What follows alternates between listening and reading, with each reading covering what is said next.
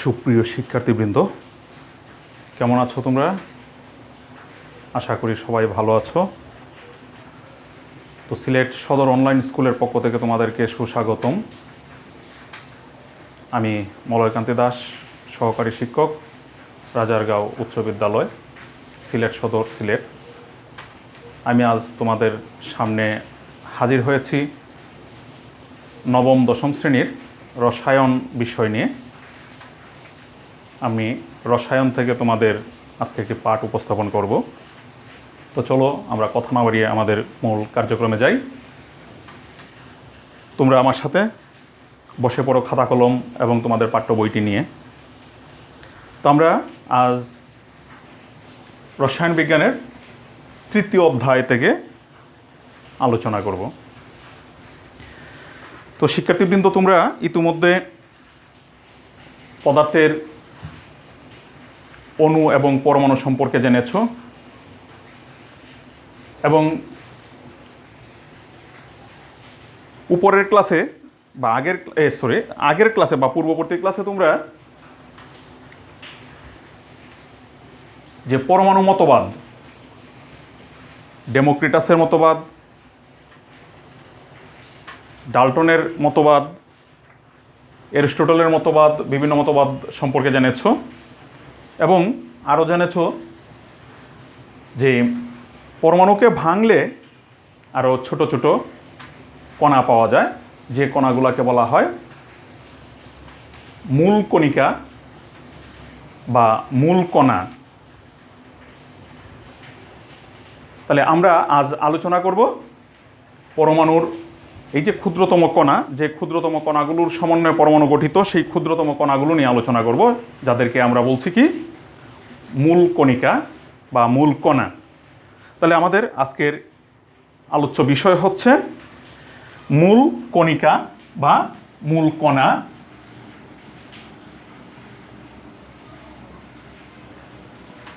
মূল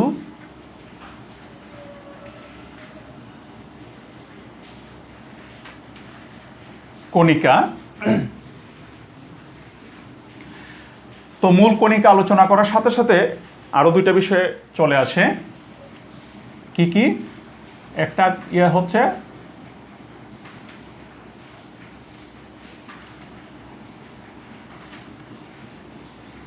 পারমাণবিক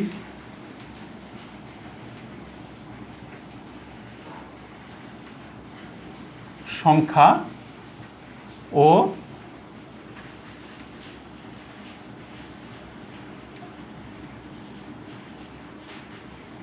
ভর সংখ্যা। তাহলে আমাদের আজকে আলোচ্য বিষয় হচ্ছে মূল কণিকা, পারমাণবিক সংখ্যা ও ভর সংখ্যা।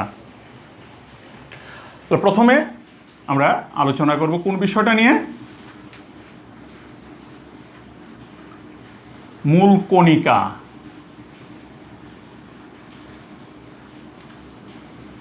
মূল কণিকা কি?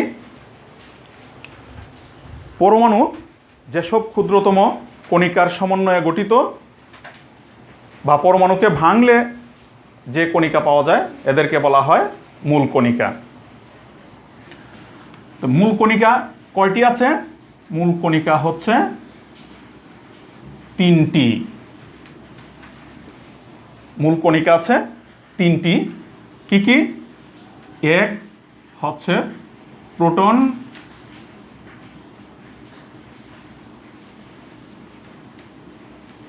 দুই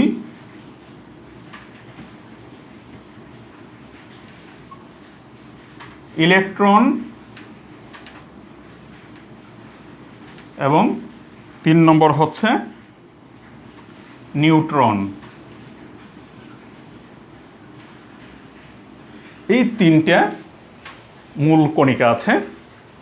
আমরা এই তিনটা মূল কণিকার কোনটার কি ধর্ম, কোনটার কি বৈশিষ্ট্য আছে, সেই বৈশিষ্ট্য এবং ধর্মগুলো সম্পর্কে একটু জানব। তো এই ধর্ম বা বৈশিষ্ট্যগুলোকে আমি তোমাদের বোঝার সুবিধার্থে আমি একটা ছক আকারে উপস্থাপন করব, যাতে আমরা এই বিষয়টা সহজে মনে রাখতে পারি বা সহজে বুঝতে পারি। আমি এটাকে ছক আকারে উপস্থাপন করব। তাহলে আমরা এই 3 ধরনের মূল কণিকার বৈশিষ্ট্যগুলো একটু ছক আকারে দেখে নিই। তো প্রথম কণিকাটা হচ্ছে ইলেকট্রন, তার প্রতীক হচ্ছে ই, ছোট হাতের ই।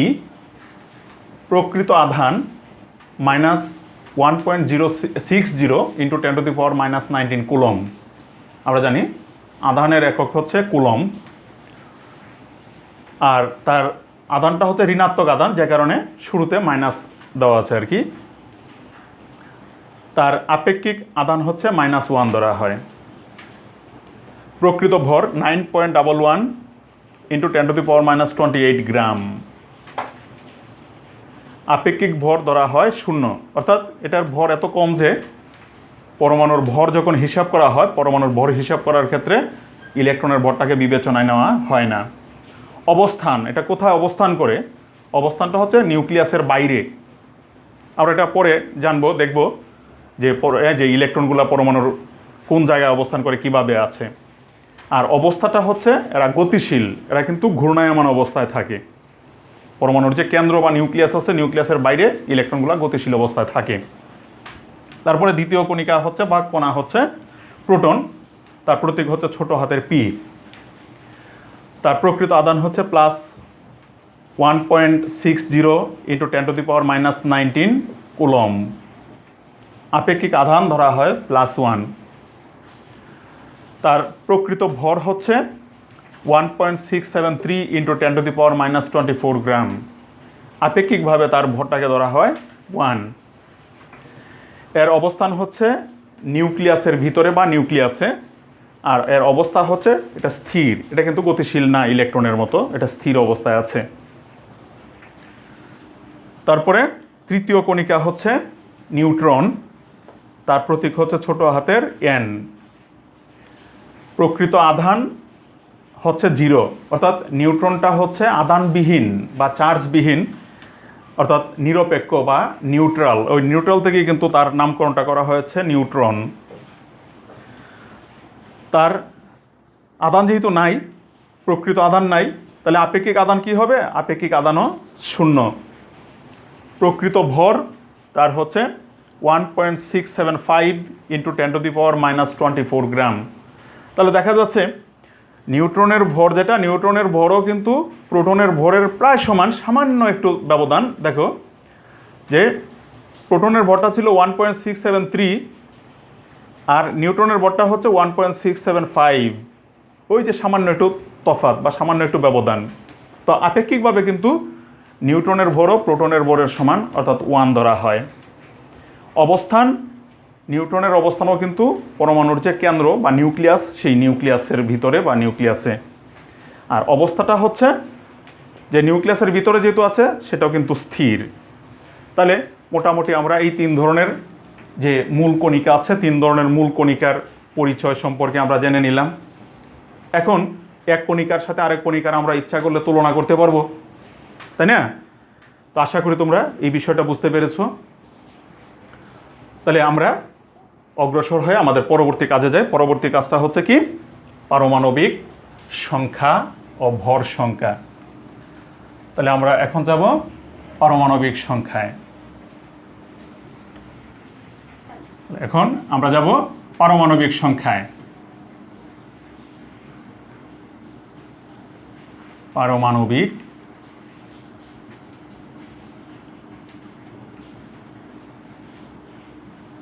সংখ্যা।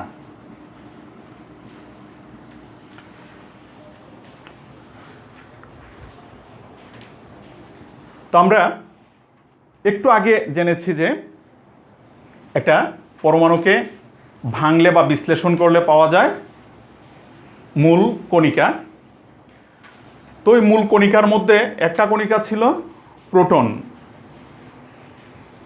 তো প্রোটনটা প্রত্যেক পরমাণুতে একটা নির্দিষ্ট সংখ্যক প্রোটন আছে। প্রোটনের সংখ্যা কোনো অবস্থাতেই পরিবর্তন হয় না। যেমন হাইড্রোজেনের এটা পরমাণুতে একটা প্রোটনই আছে, কোনো অবস্থাতে তার সংখ্যা পরিবর্তন হবে না। তো কোনো পরমাণুতে এই যে প্রোটন সংখ্যা যেটা আছে সেই প্রোটন সংখ্যাটাকে বলা হয় পারমাণবিক সংখ্যা। তাহলে পারমাণবিক সংখ্যাটা আমরা কিভাবে বলতে পারি? পরমাণুর কেন্দ্রে বা নিউক্লিয়াসে বলতে পারি আর কি,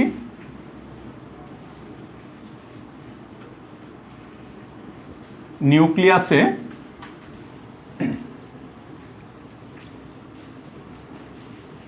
বিদ্যমান প্রোটন সংখ্যাকে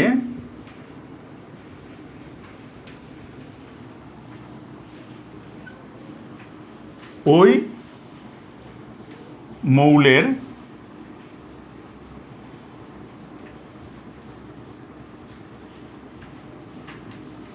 পারমাণবিক সংখ্যা বলা হয়।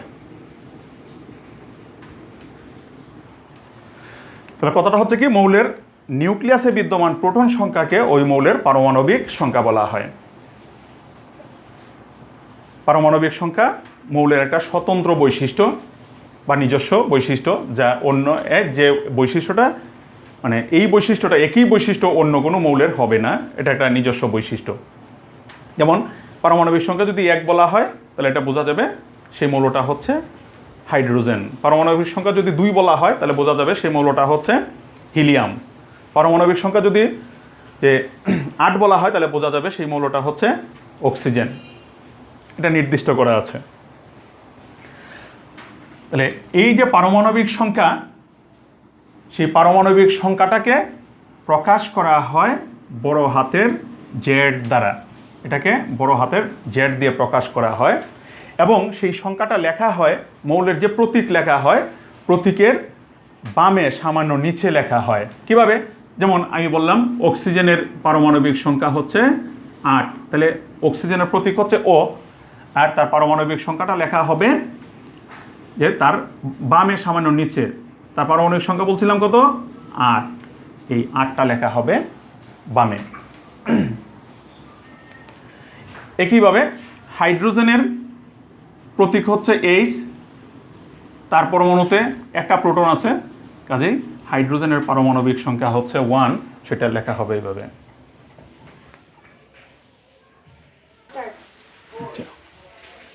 তাহলে পারমাণবিক সংখ্যার বিষয়টা আমরা বুঝতে পারছি। এখন যাব আমরা ভর সংখ্যা। আর একটা কথা আছে কি, ভর সংখ্যা, সেই ভর সংখ্যাটা আমরা করব।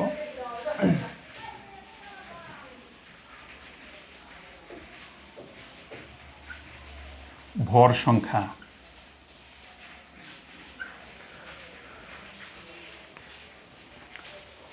তো মূল কণিকার মধ্যে যেমন আমরা প্রোটনের সংখ্যা যে কথা বলেছিলাম, সাথে সাথে প্রোটনের সাথে আরেকটা মূল কণা আছে কি, নিউট্রন।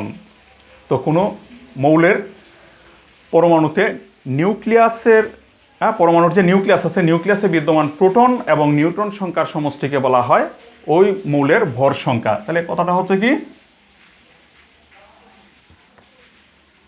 পরমাণুর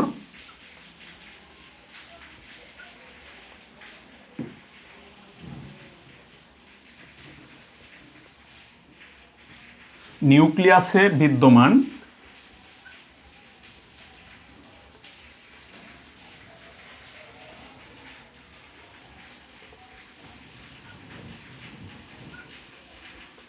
প্রোটন সংখ্যা ও নিউট্রন সংখ্যার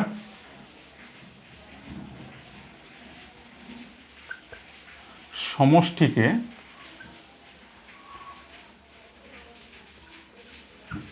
ওই মৌলের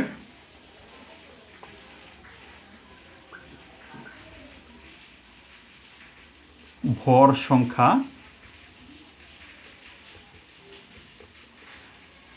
বলা হয়। একে প্রকাশ করা হয় বড় হাতের A দ্বারা এবং ওটা লেখা হয় মৌলের যে প্রতীকের বামে উপরে। পারমাণবিক সংখ্যাটা লেখা হতো কি, মৌলের প্রতীকের বামে নিচে, আর ভর সংখ্যাটা লেখা হবে উপরে। যেমন অক্সিজেনের ভর সংখ্যা যদি আমি বলি, অক্সিজেনের ভর সংখ্যা লেখা হবে 16।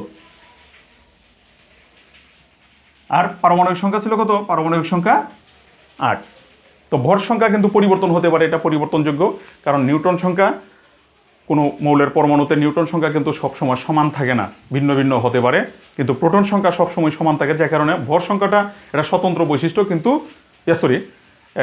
পারমাণবিক সংখ্যাটা স্বতন্ত্র বৈশিষ্ট্য, কিন্তু ভর সংখ্যাটা স্বতন্ত্র বৈশিষ্ট্য না, এটা পরিবর্তনযোগ্য। যেমন অক্সিজেন পরমাণুর 3 ধরনের ভর সংখ্যা হতে পারে, অক্সিজেন 16, 17 এবং 18। হাইড্রোজেনের ওই ধরনের ভিন্ন ভিন্ন ভর সংখ্যা বিশিষ্ট পরমাণু আছে, হাইড্রোজেন 1, 2, 3 এইভাবে 7 পর্যন্ত আছে। তোমরা সেই বিষয়গুলো পরবর্তীতে জানতে পারবে। তাহলে এখানে একটা বিষয় পরিষ্কার, এই যে ভর সংখ্যাটা হচ্ছে কি নিউটন সংখ্যা এবং প্রোটন সংখ্যার সমষ্টি, আর পারমাণবিক সংখ্যাটা হচ্ছে কি শুধু প্রোটন সংখ্যা। তাহলে এখন কথা হচ্ছে, আমি যদি তাহলে ভর সংখ্যা থেকে পারমাণবিক সংখ্যাটা বিয়োগ করি, তাহলে কি পাইতে পারি? হ্যাঁ, ভর সংখ্যা থেকে যদি আমি পারমাণবিক সংখ্যাটা বিয়োগ করি, তাহলে পেতে পারি আমরা নিউট্রন সংখ্যা। তাহলে কোনো একটা পরমাণুতে কয়টা প্রোটন আছে সেটা তো আমরা ভর সংখ্যা থেকে জানতে পারি। কয়টা নিউট্রন আছে সেটা আমরা বের করতে পারবো কীভাবে? কয়টা প্রোটন আছে সেটা আমি জানতে পারি তার পারমাণবিক সংখ্যা থেকে, আর কয়টা নিউট্রন আছে সেই সংখ্যাটা আমি বের করতে পারবো কীভাবে? তার ভর সংখ্যা থেকে তার পারমাণবিক সংখ্যা যদি বিয়োগ করি, তাহলে সেখান থেকে আমি বের করতে পারবো কয়টা নিউট্রন আছে। আর আরেকটা বিষয় হচ্ছে, সার্বিকভাবে পরমাণুগুলো কিন্তু চার্জবিহীন বা চার্জ নিরপেক্ষ হয়, অর্থাৎ সার্বিকভাবে কোনো একটা পরমাণুর আধান বা চার্জের মান হয় 0। তাহলে আমরা দেখছি যে পরমাণুর যে কেন্দ্রে বা নিউক্লিয়াসে প্রোটন আছে, প্রোটনগুলো হয়তো ধনাত্মক আধান বিশিষ্ট, কাজেই এই যে তার সমান সংখ্যক ঋণাত্মক আধান বিশিষ্ট ইলেকট্রন কিন্তু তার পরমাণুর বাইরে থাকে, যে কারণে সার্বিকভাবে পরমাণুগুলো হয় যে আধানবিহীন বা চার্জবিহীন। তো স্বাভাবিকভাবে কোনো একটা পরমাণুতে যতটা প্রোটন থাকে ততটা ইলেকট্রনও থাকে।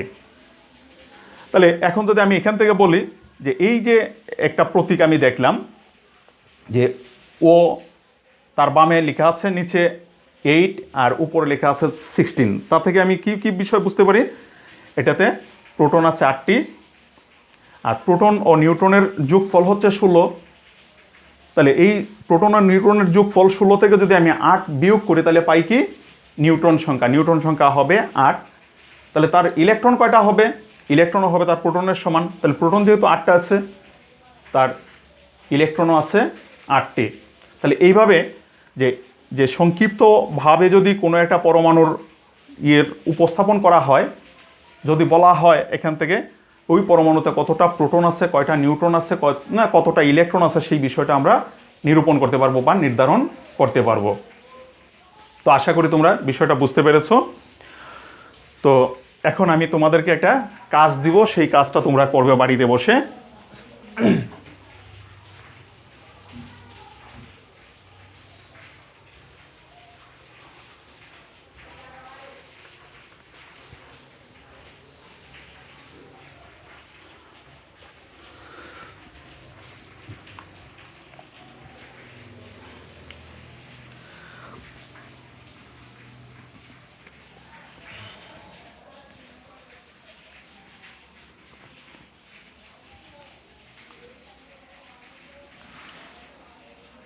তোমাদের বাড়ির কাজ,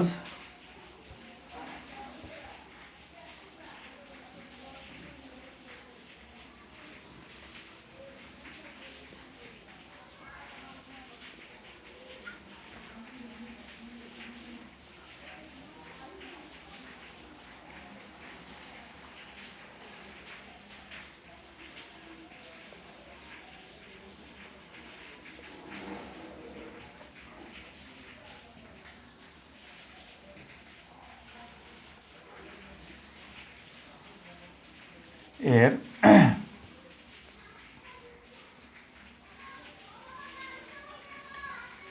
প্রোটন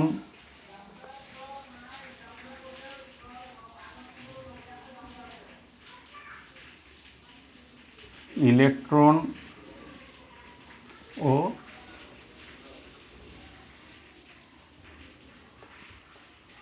নিউট্রন সংখ্যা